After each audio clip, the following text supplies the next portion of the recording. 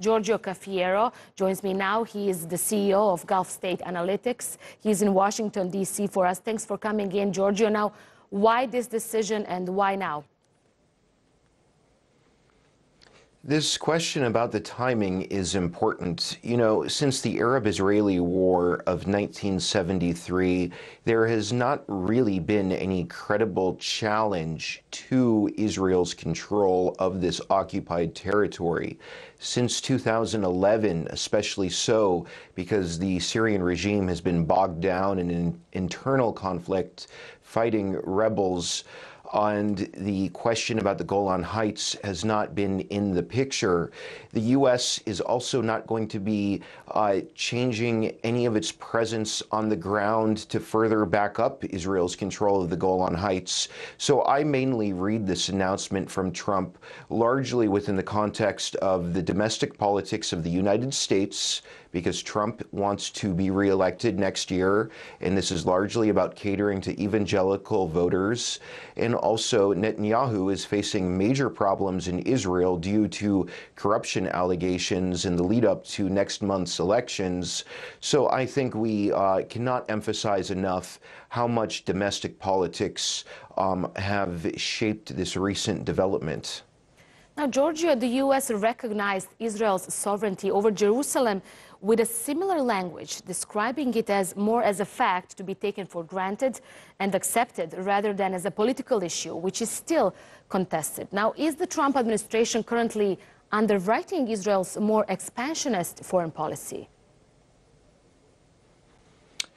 Both of these episodes underscore the extent to which the Trump administration is aligning the U.S. foreign policy in the Middle East with the agenda of Israel's ultra-right-wing government. This is also enabling Netanyahu to send a message to the Israelis that with him at the helm, Israel has been able to get so much from the United States, and really without having to make any concessions to Washington whatsoever. It is truly remarkable. However, I think this is going to create major complications in the relationship between Israel and Russia, and this is going to further undermine Washington's ability to function as any sort of a trusted, credible, let alone successful mediator in the region. I think another outcome will be Turkey, along with Russia and Iran, coming even more so to the conclusion that the United States is a power that is to be left out of the diplomacy on the Syria file.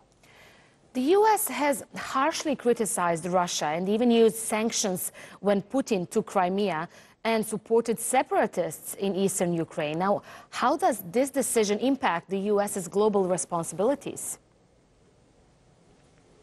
Well, these two cases are certainly related, and it's very important to make this point.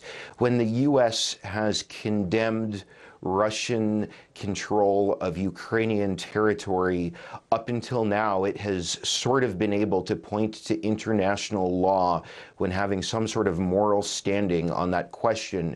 However, with this recent announcement from Trump, I think it's going to empower the leadership in Russia to be more confident about its position in vis-a-vis Ukraine, and say that these the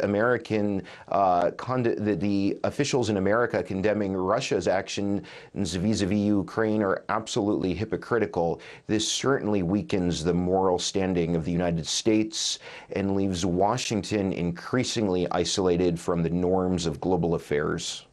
Giorgio Cafiero, CEO of Gulf State Analytics, thanks so much for that insight for us.